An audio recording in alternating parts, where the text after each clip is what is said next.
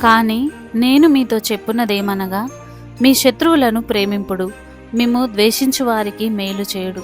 లూకా 6:27. ప్రియమైన క్రీస్తు సంగమా, ఈ వాక్యాన్ని ధ్యానిద్దాం రండి.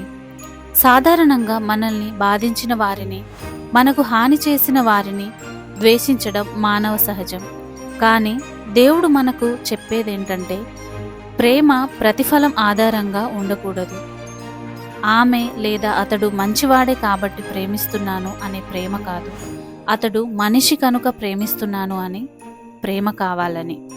మరింత ఉన్నతమైన ఆజ్ఞ ఏంటంటే, మీరు ఒకరికి ఎప్పుడు మంచే చేస్తూ ఉన్నారు, అయినా దాని ప్రతిఫలంగా వారు మిమ్మల్ని ద్వేషిస్తూ ఉన్నా సరే, అలాంటి పరిస్థితుల్లో కూడా మీరు మీ మంచితనం కోల్పోకుండా ప్రేమించాలి.